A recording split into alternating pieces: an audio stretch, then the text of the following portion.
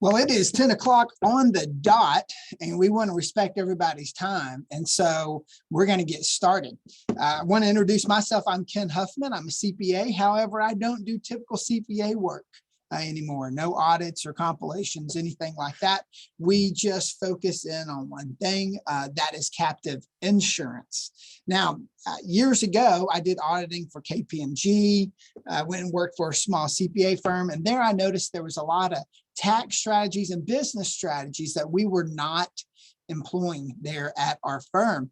And so what I did was I went and created a firm that looked at a bunch of different tax and business strategies. And by far, the one that was most popular was captive insurance. And so I started from that's all we do is just focus in on captive insurance.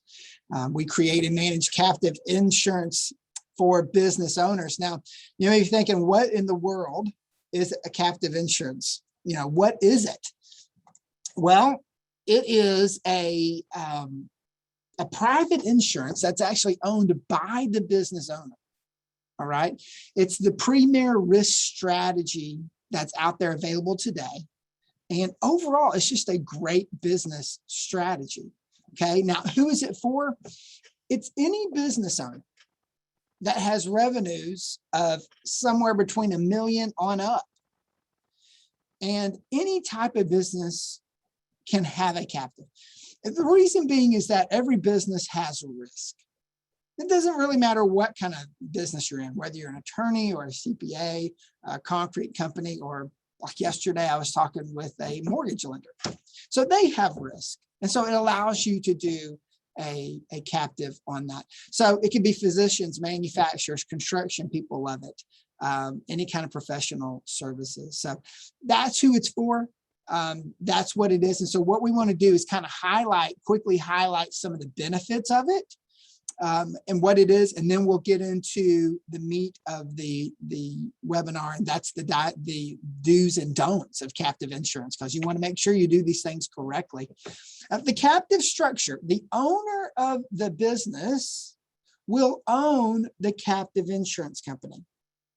Okay, so you're actually owning a captive insurance company. Again, we create and manage the captive insurance company for the business owner so they don't have to do that themselves. So the way it will work is your business is going to pay premiums to your captive. And in return, your business is going to get all kind of custom insurance that they currently do not have. They're going to pay premiums, which is the deductible expense for the business, but it's also income for the captive. However, it's tax-free income, and I'll get into that a little bit later.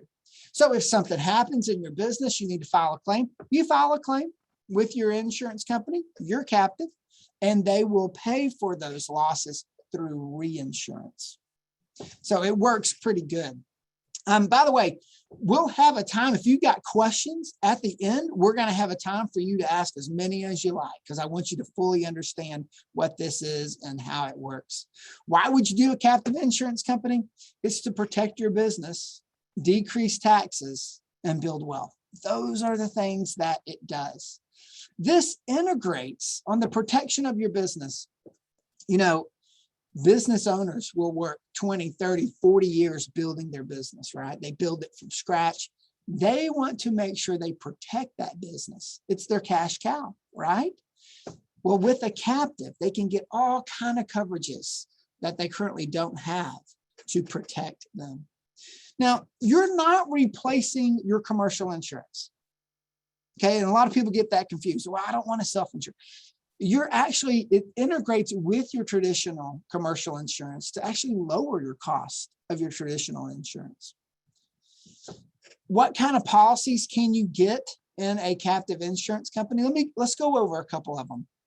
One, business interruption, right? So things that can interrupt your business, whether it's construction or whatever the case may be, COVID, right? All the effects of that. Those are things that are insurable. Collections and receivables. If somebody doesn't pay you, they go out of business or whatever, you can file a claim and get paid. And this is a big one, the commercial limits and exclusions. This is what we call a differences in condition policy. So your commercial insurance, if you get the policy, it has all kinds of exclusions, right? It's like a stack full of exclusions. We're not going to cover this and that. Those are all the things that are covered by a captive, including a deductible, right? So you can have your deductible covered inside of your captive. Coronavirus, cyber risk, ransomware, that's rampant. I mean, people are getting hit with ransomware all the time. Let's say they demand $1 million. Where are you going to get it? If you have a captive, you can grab it from your captive insurance company. Loss of a key client contract. Let's say you've got 3 clients that make up 80% of your revenue. And if you lost one, it would hurt you financially. You can insure that. That if they go to your competitor or go out of business, you're going to get a check for what they would have paid you.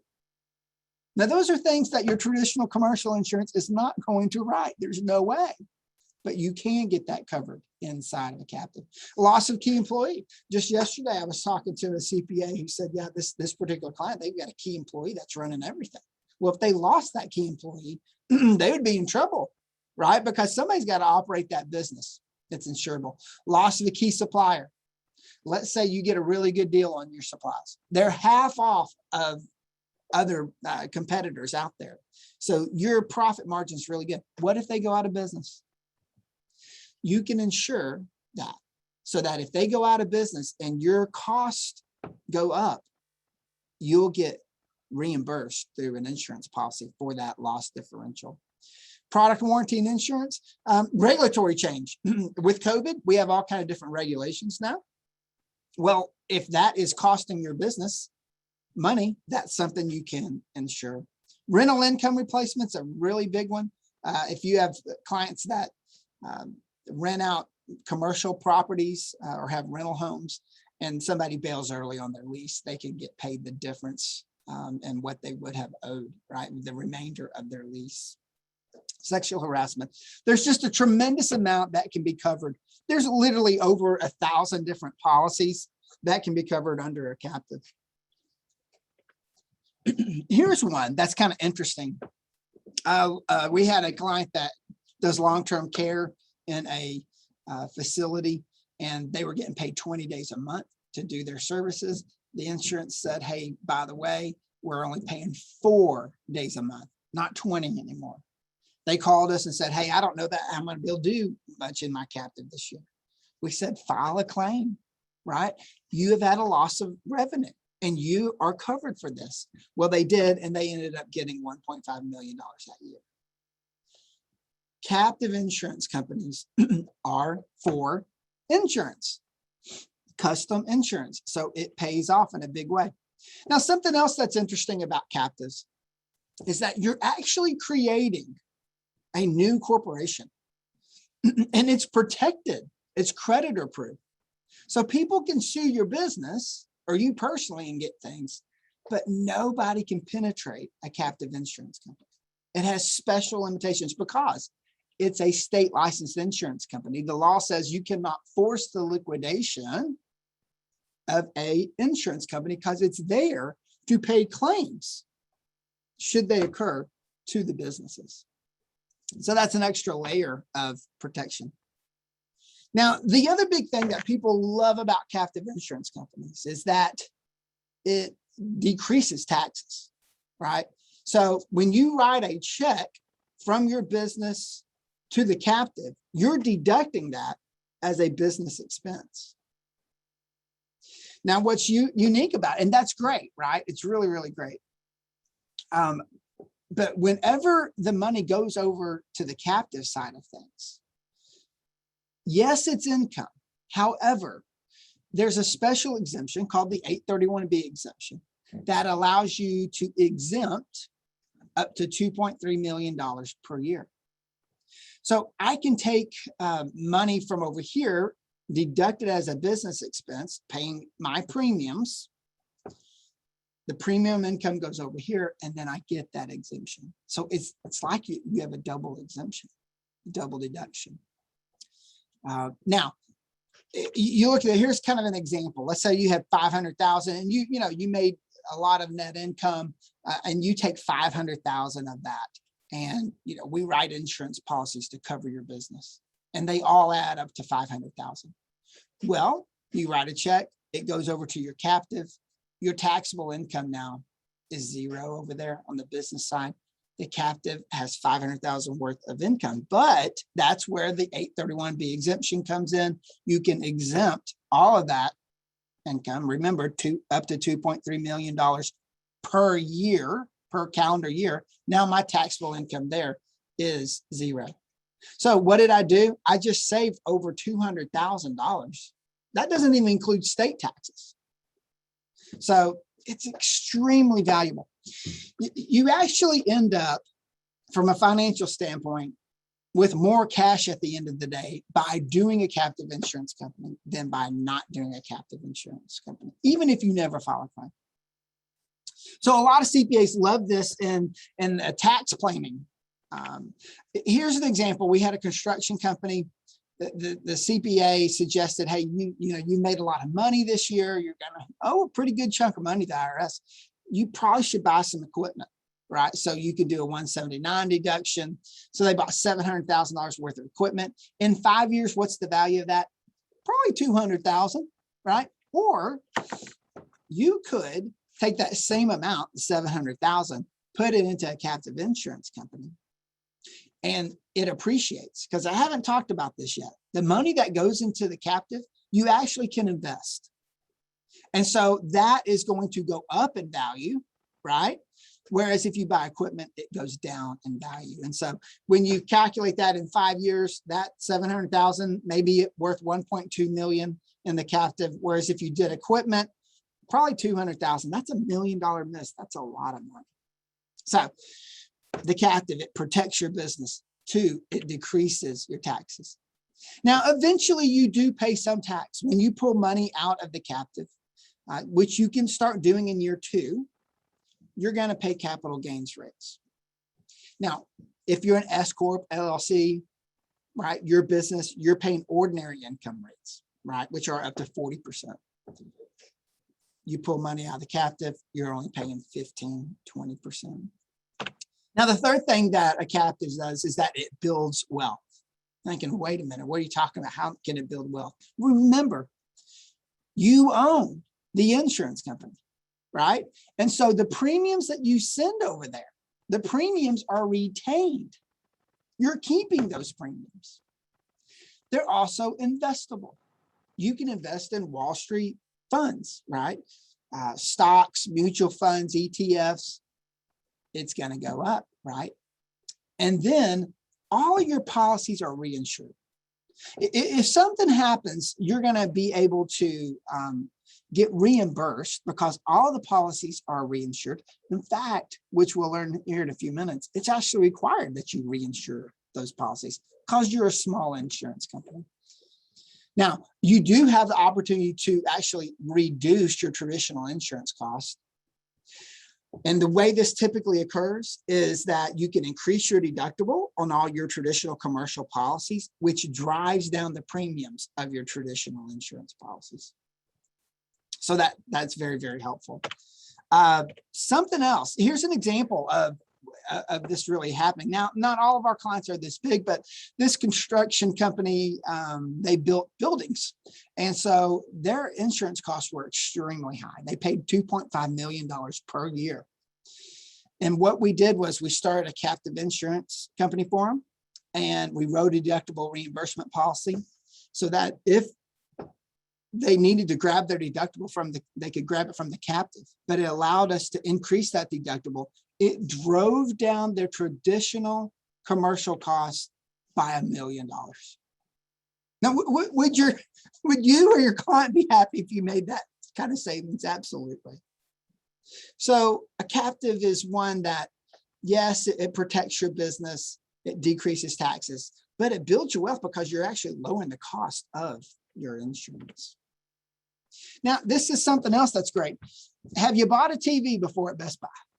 What's the last thing they ask you when you get to the cash register? Do you want the extended warranty? That's a captive insurance company.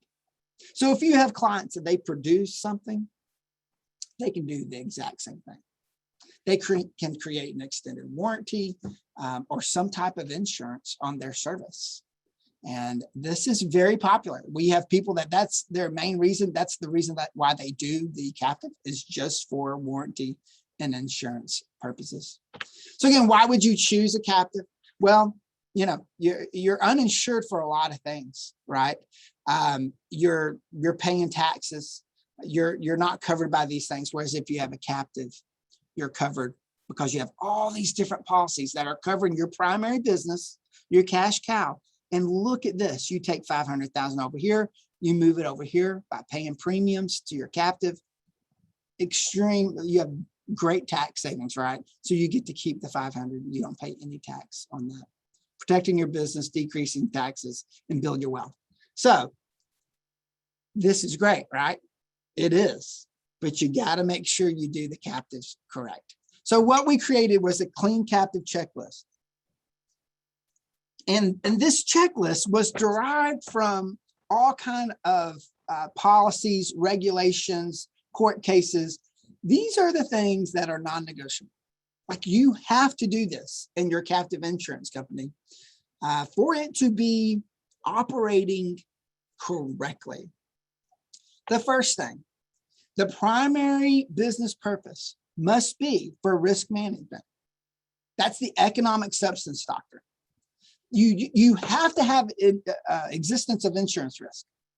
Now, what people have done in the past is you can't issue hurricane insurance in Ohio, right? I mean, obviously that's a bogus thing. What we do is that we hire an independent third-party actuary to look at the business, and they will determine how much risk you have and the policies that are applicable to that business. So it's not us saying you have all this risk, right? It's the independent actuary saying, here's your risk, here's the policies you can get.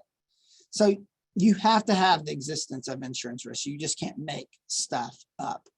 And the arrangement, in other words, the captive has to be for insurance, right? The arrangement was for insurance in the commonly accepted sense. That's what it's for. And so we make sure that all that is documented. Now, the second thing, you have to have proper risk distribution. This is another big one where people miss it, right? You have to transfer your risk, which is easy. You just write a check, right, for the policies. It goes over to the captive. But you have to distribute the risk. I can't hold all my risk in my captive, or I'm not really distributing that, right? If something happens, I'm totally responsible for 100%. So insurance regulations state at least 50% of the premiums have to go into what's called a licensed risk distribution pool. It's held for 1 year, right? 12 to 15 months. Everybody has to do it. It's not our rules. It's the insurance rules. 50% of the premiums are held up there. And then after 1 year, claims are paid, and then the rest of that money drops down into your captive. Typically, not a lot of claims are made on that because there are other captive insurance owners in that. Now, there is one way that you do not have to participate in that licensed risk distribution pool, is that you could have 12 or more locations, 12 or more businesses, or a combination thereof. So if I have several different locations, the law states you're really distributing your risk enough amongst all your organizations or locations. So therefore, you don't have to participate in that. Now, the bad thing is that should something occur and you got to file a claim, you're 100% responsible for it. So we have businesses that are large enough to not participate in the risk distribution fund. However, they still do it because they want the reinsurance. That's where you get all of your reinsurance, is by participating in that. So they enjoy doing that. It just comes down to a financial decision, and either way works. The third thing is claims exist, right? You're going to have claims, right? You'll have some claims. You'll file them with your insurance company. And again, we administrate all of that, right? We handle that claim. We send you a check. for that back to your business. So we handle all aspects of that, but there's going to be claims in an insurance company.